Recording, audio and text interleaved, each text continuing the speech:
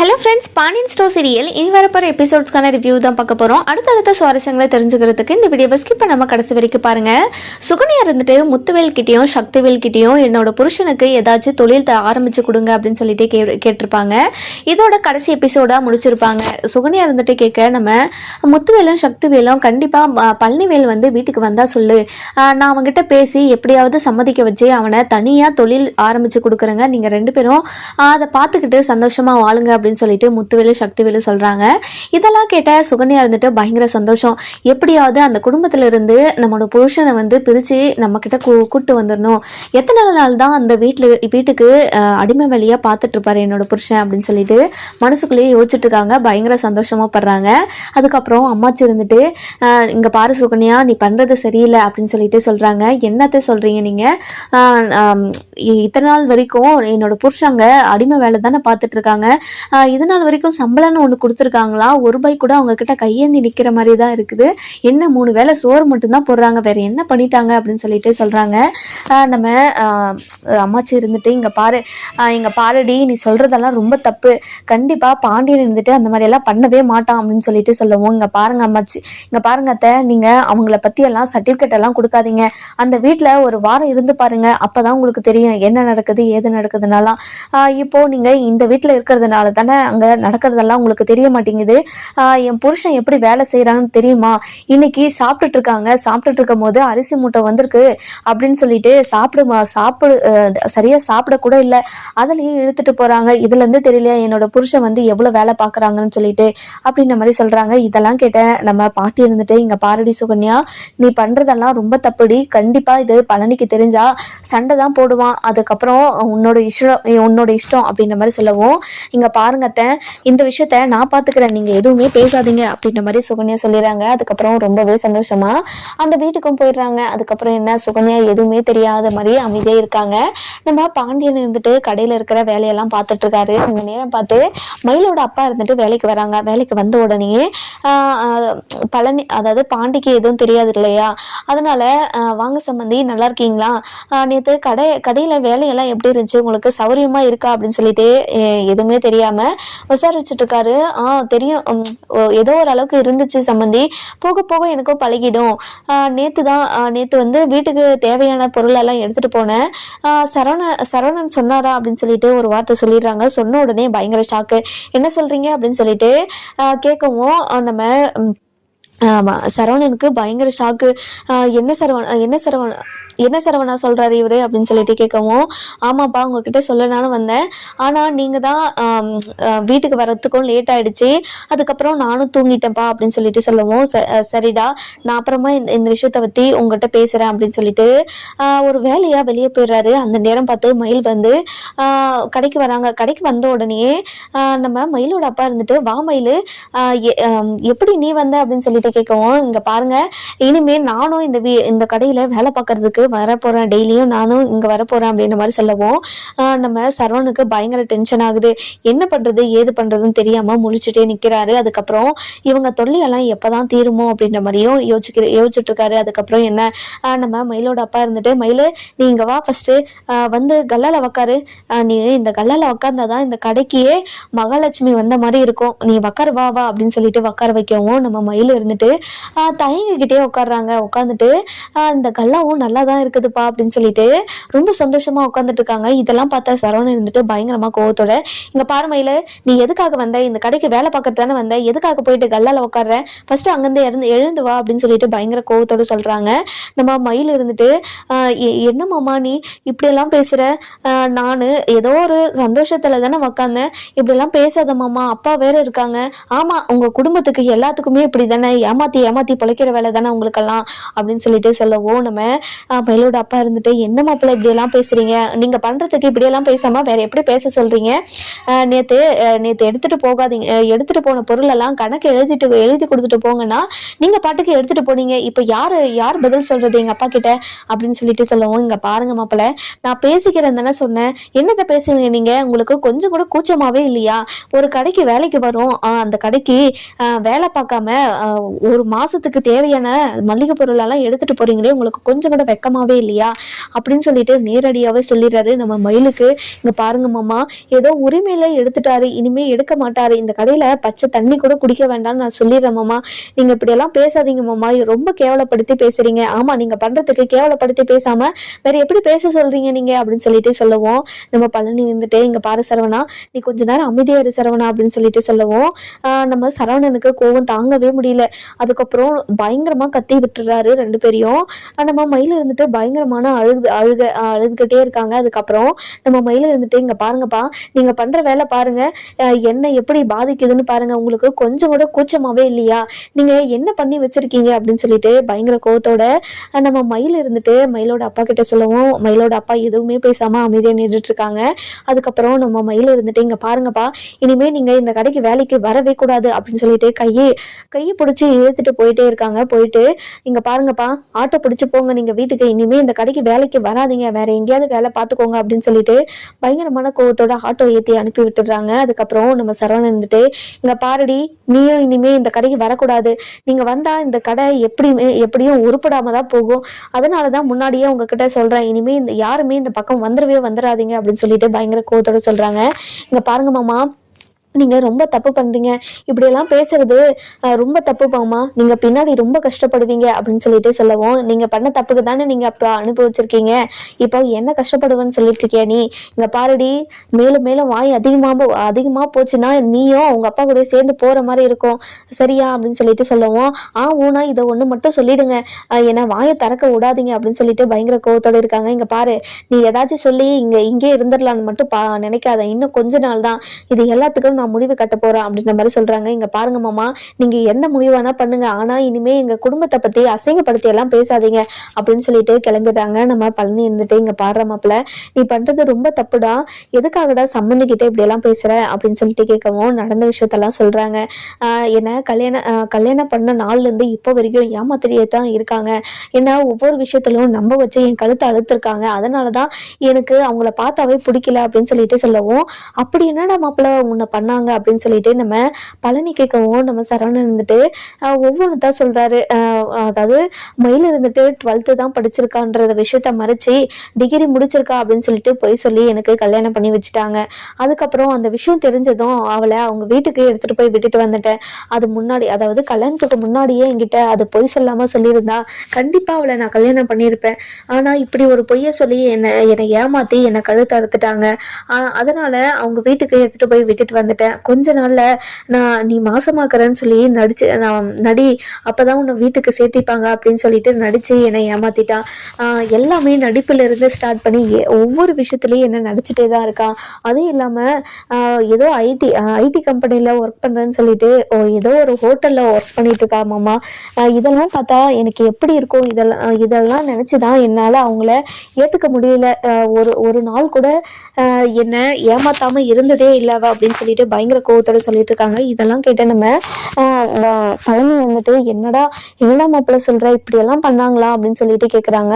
ஆமாம்மாம்மா, வீட்டில் சொன்னா இதை பற்றி சொன்னா கஷ்டப்படுவாங்கன்னு சொல்லிட்டு தான் எனக்குள்ளே இவ்வளோ கஷ்டத்தையும் புழுங்கிட்டு இருக்கேன். என் கஷ்டத்தை யார்கிட்ட சொல்றதுன்னு தெரியாம இப்போ உங்ககிட்ட சொல்லிட்டேன். அம்மா, வீட்டில் இருக்கிறவங்க கிட்ட யார்கிட்டையும் சொல்லாதீங்க அப்படின்னு சொல்லிட்டு சொல்லவும், நம்ம பழனி இருந்துட்டு இந்த விஷயத்த சொன்னா வீட்டில் இருக்கிறவங்க எல்லாருமே மயில கண்டிப்பா சுத்தமா மதிக்கவே மாட்டாங்க அப்படின்ற மாதிரி சொல்லவும், இங்க பாருங்க, அவளை மதிக்கிறதுக்காக நான் எதையுமே மறைக்கல, வீட்டுல சூழ்நிலை சரியில்லைன்றதுக்காக தான் வீட்டுல சொல்லாம இருக்கிறேன். இல்லைன்னா அன்னைக்கே அவ வீட்டுல எல்லார்கிட்டையும் சொல்லிட்டு அவளை வீட்டை விட்டு துரத்திருப்பேன். கொஞ்ச நாள் போட்டு அவளுக்கு ஒரு முடிவு கட்டுறேன் நானு அப்படின்னு சொல்லிட்டு சொல்றாங்க. இங்க பாரு மாப்பிள்ள, ஆனது ஆச்சு, போனது போச்சு, நீ கல்யாணம் பண்ணிட்டதுக்கு அப்புறம் நம்ம ஒன்றும் பண்ண முடியாது. ஏதோ போய் சொல்லி கல்யாணம் பண்ணிட்டாங்க, விட்டு தள்ளு மாப்பிள்ள. இதுக்கப்புறம் ஏதாச்சும் போய் சொன்னானா அதை பத்தி நீ பேசு, இனிமே அவ கூட நல்லபடியா வாழ்ற வழியை பார்ப்பா அப்படின்னு சொல்லிட்டு சொல்லுவோம். இங்க பாருங்க மாமா, அவ கூட சேர்ந்து வாழ்றத நினைச்சாவே எனக்கு அசிங்கமா இருக்குது. அவ 12th படிக்கிறேன்னு சொல்லிட்டு என்னை ஏமாத்தி ஹோட்டல்ல வேலை பார்த்தது எல்லாத்தையுமே நான் மன்னிச்சிடுவேன். ஆனா குழந்தை விஷயத்துல என்கிட்ட போய் சொன்னா பாத்தியா, அந்த விஷயத்துல அவங்க குடும்பத்திலயும் சரி அவளையும் சரி நான் மன்னிக்கவே மாட்டேன். இனிமே ஜென்மத்துக்கும் அவ கூட பேசக்கூடாதுன்னு தான் இருக்கேன். ஆனா வீட்டுல இருக்கிறவங்களுக்காக தான் அவ கூட பேசிட்டு இருக்கதா மாமா அப்படின்ற மாதிரி சொல்றாங்க. இதெல்லாம் கேட்ட பழனி இருந்துட்டு, இங்க பாடுற மாப்பிள்ள, நீ கோவத்துல இருக்க, கோவத்தில் இருக்கிற கோவத்தில் எடுக்கிற முடிவு எதுவுமே சரியாக இருக்காது. சரியா? நீ போயிட்டு கொஞ்ச நேரம் பொறுமையாக உக்காந்து யோசி. இன்னும் கொஞ்ச நாள் கூட போட்டோம், 2 மாதமோ 3 மாதமோ 1 வருஷமோ எவ்வளோ நாள் வேணால் எடுத்துக்கோ. ஆனால் நீ ஒரு நல்ல முடிவை எடுக்கணும். நல்லா யோசிச்சு முடிவு எடுதா, உன்னோட வாழ்க்கை இது சரியா அப்படின்னு சொல்லிட்டு பழனி இருந்துட்டு புத்தி சொல்லிட்டு இருக்காரு. அதுக்கப்புறம் அந்த நேரம் பார்த்து நம்ம பாண்டி இருந்துட்டு உள்ளே வராங்க. உள்ளே வந்த உடனே என்ன கதை பேசிட்டு இருக்கீங்க அப்படின்னு சொல்லிட்டு சொல்லவும், இல்லைப்பா சும்மா தான் பேசிட்டு இருக்கோம் அப்படின்னு சொல்லிட்டு சொல்றாங்க. அதுக்கப்புறம் சம்மந்தி எங்க போயிட்டாரு அப்படின்னு சொல்லிட்டு கேட்கவும், இனிமே அவர் வேலைக்கு வரமாட்டாருப்பா அப்படின்னு சொல்லிட்டு சரவணன் சொல்றாரு. என்னடா சொல்ற, என்னாச்சு, அவருக்கு இங்க வேலை பார்க்க பிடிக்கலையா அப்படின்னு சொல்லிட்டு கேட்குறாங்க. ஆமாப்பா, அவருக்கு இந்த இந்த இடம் செட் ஆகலை போல, அவர் வேற இடம் பார்த்துக்கிறாங்கன்னு சொன்னாங்க, அதனால தான் நான் வீட்டுக்கு அனுப்பி வச்சிட்டேன்ப்பா அப்படின்ற மாதிரி சொல்றாங்க. சரிப்பா சரிப்பா அப்படின்னு சொல்லிட்டு நம்ம பாண்டியனும் கேஷுவலாக எடுத்துட்டு போயிடுறாரு. அதுக்கப்புறம் என்ன, நம்ம சரவணன் நின்றுட்டு அதாவது மயிலோட அப்பா எல்லா திங்ஸும் எடுத்துகிட்டு போனார் இல்லையா, அதை பற்றி போயிட்டு பாண்டியன் கிட்டே சொல்கிறாங்க. இப்படி தான்ப்பா பண்ணார் அப்படின்ற மாதிரி சொல்லவும், சரி விடுடா, நம்ம சம்மதி தானே, வேறு யாரும் எடுத்துகிட்டு போனா அப்படின்னு சொல்லிட்டு அவரும் சாதாரணமாக எடுத்துக்கிறாரு. நம்ம அப்பாவா இப்படி பேசுகிறாங்க அப்படின்ற மாதிரி நம்ம சரவணன் இருந்துட்டு ரொம்பவே ஆச்சரியமாக பேசிகிட்டு இருக்காரு. அதுக்கப்புறம் நம்ம பழனி இருந்துட்டு எல்லா வேலையும் முடிச்சுட்டு வீட்டுக்கு போகிறாங்க. வீட்டுக்கு போன உடனே நம்ம சுகன்யா இருந்துட்டு எப்படா பழனி வீட்டுக்கு வருவாருன்னு சொல்லிட்டு வெயிட் பண்ணிட்டு இருக்காங்க. அதுவும் வாசல்லே உட்காந்துட்டு வாசலை எட்டி எட்டி பார்த்துட்டு இருக்காங்க. அதுக்கப்புறம் நம்ம மீனா இருந்துட்டு என்ன என்ன என்ன என்ன சித்தி, எதுக்காக வெளியே எட்டி எட்டி பார்த்துட்டு இருக்கீங்க அப்படின்னு சொல்லிட்டு கேட்கவும், என்னோட புருஷனுக்காக தான் வெயிட் பண்ணிட்டு இருக்கேன் அப்படின்ற மாதிரி ஒரு மாதிரி திமிரா பேசுறாங்க. இதெல்லாம் பார்த்த மீனா இருந்துட்டு இவங்க கிட்ட கேட்டோம் பாரு, நம்மளை அடிக்கணும் அப்படின்னு சொல்லிட்டு உள்ள போயிடுறாங்க. அதுக்கப்புறம் நம்ம ராஜும் கதிரும் வேலையை முடிச்சுட்டு வந்துடுறாங்க. வந்த உடனே நம்ம ராஜு இருந்துட்டு மீனாக்கா மீனாக்கா அப்படின்னு சொல்லிட்டு கூப்பிட்டுட்டே போறாங்க. சொல்லு ராஜி, இன்னைக்கு சீக்கிரமா வந்துட்டு இருக்க அப்படின்னு சொல்லிட்டு கேட்கவும், ஆமாக்கா இன்னைக்கு வேலை கொஞ்சம் சீக்கிரமா முடிஞ்சிருச்சு, அதனாலதான் சீக்கிரமா வந்துட்டோம் அப்படின்ற மாதிரி சொல்றாங்க. சூப்பர் சூப்பர் சூப்பர், இன்னைக்கு வேலையெல்லாம் எப்படி போச்சு, நல்லா போச்சா அப்படின்னு சொல்லிட்டு கேட்குறாங்க. சூப்பரா போச்சுக்கா, வந்த உடனே உங்க கூட பேசணும்னு தோணுச்சுக்கா, அதனாலதான் உங்களை கூப்பிட்டேன் அப்படின்ற மாதிரி சொல்றாங்க. சரி மீனா, உனக்கு காஃபி ஏதாச்சும் சரி ராஜி, உனக்கு காஃபி ஏதாச்சும் போட்டு கொடுக்கவா அப்படின்னு சொல்லிட்டு கேட்குறாங்க. இல்லக்கா வேணாம், நான் போய் ஃப்ரெஷ் ஆகிட்டு வரேன்க்கா அப்படின்னு சொல்லிட்டு போயிடுறாங்க. அதுக்கப்புறம் என்ன, நம்ம அதாவது சுகன்யா இருந்துட்டு பழனி வராரா இல்லையான்னு சொல்லிட்டு எட்டி எட்டி பார்த்துட்டு இருக்காங்க இல்லையா, நம்ம கோமதி பார்க்குறாங்க நம்ம சுகன்யாவை.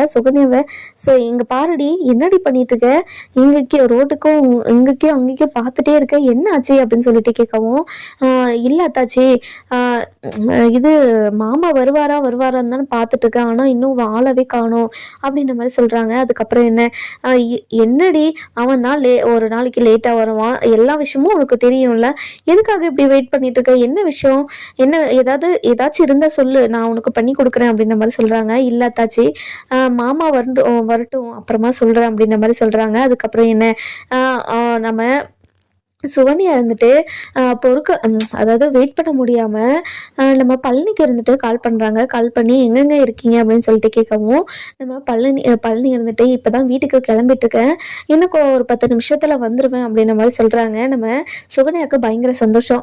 அதுக்கப்புறம் சரிங்க சீக்கிரம் வாங்க அப்படின்னு சொல்லிட்டு ஃபோனை வச்சிடுறாங்க. சுகன்யா இருந்துட்டு அந்த வீட்டுக்கு ஓடி போகிறாங்க, முத்துவேல்கிட்டையும் சக்திவேல்கிட்டையும். அதுக்கப்புறம் ஓடி போயிட்டு இங்கே பாருங்க மாமா, இது மாமா வந்து இன்னும் ஒரு 10 நிமிஷத்துல வந்துருமா, நீங்க வந்து எப்படியாச்சும் பேசி அந்த வீட்டுல இருந்து எங்க 2 பேரையும் கூட்டிட்டு வந்துருங்க மாமா, ப்ளீஸ் மாமா அப்படின்னு சொல்லிட்டு சொல்றாங்க. இங்க பாருமா, நீ எதை பத்தியுமே கவலைப்படாத, கண்டிப்பா பழனியை சம்மதிக்க வைக்கிறது என்னோட பொறுப்பு, எப்படியாவது சம்மதிக்க வச்சு உங்க 2 பேருக்கும் தனியா ஒரு பிசினஸ் வந்து ஸ்டார்ட் பண்ணி கொடுக்குறேங்க, நீ அதை வச்சு பொழைச்சிக்கோமா, சந்தோஷமா இருக்கணும் சரியா அப்படின்ற மாதிரி சொல்றாங்க. இதெல்லாம் கேட்ட சுகன்யா பயங்கர சந்தோஷம். அதுக்கப்புறம் பழனியும் வந்துடுறாரு.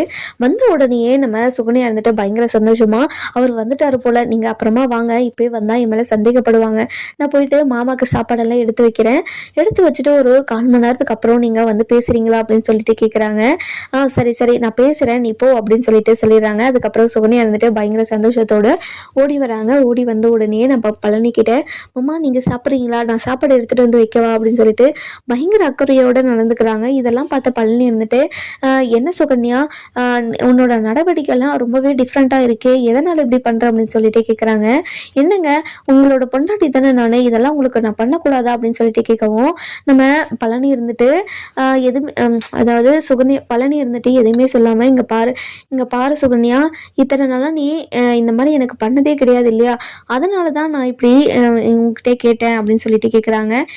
இல்லை இல்லை இல்லை வேற எதுவும் இல்லை, சும்மா தான் கேட்டேன். சரி வா, நீ சாப்பாடு எடுத்து வைப்பேன், நான் சாப்பிட்றேன், எனக்கு பயங்கரமாக பசிக்குது அப்படின்ற மாதிரி சொல்கிறாங்க. நம்ம சுகன்யாவும் பழனிக்கு சாப்பாடெல்லாம் எடுத்து வச்சுட்ருக்காங்க, சாப்பிட்டுட்ருக்காங்க. அந்த நேரம் பார்த்து நம்ம சுகன்யாவுக்கு பயங்கர சந்தோஷம். எப்படியாவது இந்த வீட்டை விட்டு போயிடணுப்பா அப்படின்னு சொல்லிட்டு யோசிச்சுக்கிட்டே சாப்பாடெல்லாம் எடுத்து போட்டுட்ருக்காங்க. நம்ம பழனி இருந்துட்டு, என்ன சுகன்யா ரொம்ப டிஃப்ரெண்ட்டாக இருக்கா, அதுவும் மூஞ்சில் ரொம்ப சந்தோஷமாக இருக்கு, என்ன விஷயம், நானும் சந்தோஷப்படுறேன், சொல்லு என்ன விஷயம் அப்படின்ற மாதிரி கேட்குறாங்க. ஆனால் எந்த விஷயத்தையுமே சொல்ல மாட்டாங்க. ஒன்றும் இல்லைங்க சும்மா தான் அப்படின்னு சொல்லிட்டு மன்னிப்பிடுறாங்க. அந்த நேரம் பார்த்து பாண்டியனும் வீட்டுக்கு வராரு. வந்த உடனேயே நம்ம பழனியை பார்த்து கேட்குறாங்க, என்ன பழனி, என்ன திடீர்னு சீக்கிரமா சாப்பிட்ற அப்படின்னு சொல்லிட்டு கேட்குறாங்க. இல்லை மாமா இல்லை அப்படின்னு சொல்லிட்டு மலிப்பிடுறாரு. அதுக்கப்புறம் என்ன, நம்ம பழனி இருந்துட்டு, எங்க பாருங்க, நான் சுகரும் ஆசைப்பட்டா, எனக்கு சாப்பாடு பரிமாறணும்னு ஆசைப்பட்டா, அதனால தான் சாப்பிட்டுட்ருக்கேன் அப்படின்னு சொல்லிட்டு சொல்கிறாங்க. அந்த நேரம் பார்த்து முத்துவேலும் சக்திவேலும் வெளியே வந்து நின்றுக்கிட்டு பழனின்னு சொல்லிட்டு கத்திட்டு இருக்காங்க. அதுக்கப்புறம் என்ன வாய்ஸ் கேட்டுகிட்டே இருக்கு அப்படின்னு சொல்லிட்டு நம்ம பழனி இருந்துட்டு ஒரு நிமிஷம் யோசிக்கிறாங்க. அதுக்கப்புறம் சுகன்யா இருந்துட்டு, இங்கே பாருங்க மாமா, உங்களை முத்துவேல் மாமாவும் சத்துவேல் மாமாவும் கூப்பிடுற மாதிரி காது கேட்குது மாமா, என்னன்னு போயிட்டு கேட்குறீங்களா அப்படின்னு சொல்லிட்டு கேட்குறாங்க. அப்படியா, கூப்பிடுறாங்களா அப்படின்னு சொல்லிட்டு கையை வாஷ் பண்ணிக்கிட்டு போயிட்டு என்னன்னு சொல்லிட்டு பார்க்குறாங்க. பார்த்த உடனே முத்துவேலும் சக்திவேலும் பழனியை கூப்பிட்டு இருக்காங்க. அதுக்கப்புறம் மாறி வடிவுன்னு சொல்லிட்டு எல்லாமே வெளியே வந்துடுறாங்க. வந்த உடனேயே பயங்கர ஷாக்கு, ஐயோ என்ன பிரச்சனையோ ஏதோன்னு சொல்லிட்டு பழனி இருந்துட்டு பயந்துடுறாரு. அதுக்கப்புறம் நம்ம பாண்டியன், கோமதி, ராஜி, நம்ம மீனா, செந்தில், கதிர், அப்படி சரவணன் சொல்லிட்டு எல்லாருமே வந்து நின்றுடுறாங்க. நின்ற உடனேயே நம்ம முத்துவேலும் சத்திவேலும், இங்க பாரு பழனி, இனிமே நீ அந்த வீட்டில் எடுபடி வேலைலாம் நீ பார்க்கக்கூடாது அப்படின்னு சொல்லிட்டு நம்ம சத்திவேல் சொல்லவும், நம்ம முத்துவேல் இருந்துட்டு, இங்க பாரு, யாரை பற்றியும் நீ பேச தேவையில்ல, இங்க பாரு பழனி, இனிமே நீ அந்த வீட்டுக்கு போக தேவையில்ல, உனக்கு தனியாக ஒரு பிஸ்னஸ் ஸ்டார்ட் பண்ணி கொடுக்குறேன், நீ அந்த பிஸ்னஸை வச்சு நடத்திக்கோ அப்படின்ற மாதிரி சொல்லவும், என்னாச்சுன்னா திடீர்னு இந்த முடிவு, இல்லை நீ இந்த முடிவு தான் கரெக்டாக இருக்கும், இனிமே நீ அங்கே போகக்கூடாது அப்படின்னு சொல்லிட்டு சொல்லவும், இங்கே பாருங்கண்ணே, நீங்கள் திடீர்னு முடிவெல்லாம் எடுக்கிறீங்க, என்னாச்சு ஏதாச்சுன்னு தெரியாமல் நான் என்னென்ன சொல்கிறது உங்களுக்கு அப்படின்னு சொல்லிட்டு நம்ம பழனி இருந்துட்டு குழப்பத்தோடையே பேசிட்டு இருக்காரு. இங்க பாருடா பழனி, திரும்ப திரும்ப சொன்னதே சொல்லிட்டு இருக்காத, இனிமே நீ அங்க போகக்கூடாது, நீ ஒவ்வொருத்தருக்கும் ஒவ்வொரு வீட்டுக்கும் போயிட்டு மளிகை சாமானம் டெலிவரி கொடுக்கறதெல்லாம் உன்னோட வேலையாடா, முத்துவேல் சத்திவேல் குடும்பத்துல பிறந்தவன்டா நீ இப்படி கஷ்டப்படணும், மற்றவங்களுக்கு எடுப்படி வேலை பார்க்கணும்னு சொல்லிட்டு உனக்கு என்ன அவசியம் இருக்குது அப்படின்னு சொல்லிட்டு கேட்டுட்டு இருக்காங்க. இதெல்லாம் கேட்ட பாண்டியன் வந்துட்டு பயங்கரமா கோவப்படுறாரு. நம்ம கோமதி வந்துட்டு, இங்க பாருங்க கொஞ்சம் அமைதியா இருங்க, அவங்க என்ன பேசுறாங்கன்னு கேட்கலாம் அப்படின்னு சொல்லிட்டு பாண்டியனை கொஞ்சம் சமாதானப்படுத்தி வைக்கிறாங்க. அதுக்கப்புறம் நம்ம அதாவது கதிர், செந்தில், சரவணன் சொல்லிட்டு எல்லாருமே பயங்கர கோவத்துல இருக்காங்க. அதுக்கப்புறம் என்ன, நம்ம பழனி இருந்துட்டு, இங்க பாருங்கண்ணே, எனக்கு தனியா தொழில் தொடங்க தெரியாதா, எனக்கு அங்க இருக்கதான் பிடிச்சிருக்கு, இனிமே நான் அங்கதான் இருக்க போறேன், இதை பத்தி பேசாதீங்க விடுங்க அப்படின்னு சொல்லிட்டு சொல்லவும், நம்ம சத்திவேல் இருந்துட்டு, இங்க பாரு பழனி, திரும்ப அதை சொல்லிட்டு இருக்காத, இனிமே நீ அந்த வீட்டுக்கு போகக்கூடாதுன்னா போகக்கூடாது அப்படின்ற மாதிரி சொல்லிட்டு இருக்காங்க. நம்ம பாண்டியனுக்கு பயங்கரமா கோவம் வந்துருது. இங்க நம்ம பாண்டியன் இருந்துட்டு, இங்க பாருங்க, தேவையில்லாத வேலை எல்லாம் எதுக்கு பாக்குறீங்க, இப்போ இன்னைக்கு என்ன வந்துருச்சு, என்ன குறைசல் வச்சுட்டு அவங்க இருக்கு அப்படின்னு சொல்லிட்டு கேட்கவும், நம்ம சத்திவேல இருந்துட்டு, இங்க பாருங்க, உங்ககிட்ட யாருமே பேச கிடையாது, இப்போ என் தம்பி கிட்ட தான் பேசிட்டு இருக்கேன், என் தம்பிக்கு ஒரு நல்ல தொழில் வச்சு கொடுக்கணும்னு நான் ஆசைப்படுறேன், நீங்க அதை பத்தி கேட்க நீங்க யாரு, ஃபர்ஸ்ட் நீங்க எதுக்கு இங்க வந்து பேசுறீங்க அப்படின்னு சொல்லிட்டு பயங்கர கோவத்தோட முத்துவேல் சொல்லவும், சக்திவேல் சொல்லவும், முத்துவேல் இருந்துட்டு, இங்க பாரு சக்தி, நீ அதை பத்தியெல்லாம் பேசாத, நீ உன் தம்பி கிட்ட மட்டும் பேசு, வேற யாருக்கிட்டையும் பேசாத அப்படின்னு சொல்லிட்டு முத்துவேல் இருந்துட்டு சக்திவேல் கிட்ட சொல்லவும், சக்திவேல் இருந்துட்டு, சரிங்கண்ணே, இங்கே பாரு முத்து, இங்கே பாரு பழனி, இங்கே பாரு அண்ணனும் சொல்லிட்டாரு, இனிமேல் நீ எங்கேயும் போகக்கூடாது, உனக்கு தனியாக ஒரு தொழில் தொடங்கிட்டு கொடுக்குறோம், நீ அந்த தொழிலை பார்த்துக்கிட்டு சந்தோஷமா அப்போ உன்னோட பொண்டாட்டி கூட இரு, அவ்வளோதான் அப்படின்னு சொல்லிட்டு சொல்கிறாங்க.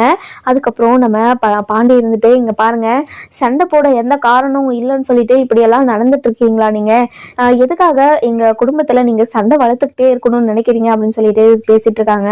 நம்ம கோமதியோட அம்மா இருந்துட்டு, டே முத்து, டே சக்தி, ஏன்டா இப்படி எல்லாம் பண்றீங்க, அவன் சந்தோஷமா தாண்டா இருக்கான், அவன் சந்தோஷமா இல்லைன்னு உங்ககிட்ட எப்பயாவது வந்து சொல்லியிருக்கானாடா, எதுக்காகடா நீங்க இப்படி பண்ணிட்டு இருக்கீங்க அப்படின்னு சொல்லிட்டு கேட்கவும், இங்க பாரம்மாச்சி, இங்க பாருங்கம்மா, உங்களுக்கு எதுவும் தெரியாது, நீங்க அமைதியா இருங்க அப்படின்னு சொல்லிட்டு நம்ம அம்மாச்சி வாயும் அடிச்சிடுறாங்க.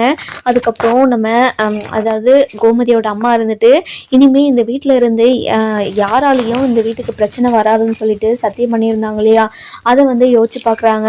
அதுக்கப்புறம் திரும்பவும் போயிட்டு முத்துவேல்கிட்டையும் சத்துவேல்கிட்டையும், இங்கே பாருடா, நான் உயிரோடு இருக்கணும்னா இனிமே அவங்கக்கிட்ட எதுவும் பேசாமல் வா, இப்போது நான் உயிரோடு இருக்கணுமா இருக்கக்கூடாதுன்னு நீங்கள் தான் முடிவு பண்ணணும் அப்படின்னு சொல்லிட்டு உள்ளே போயிடுறாங்க.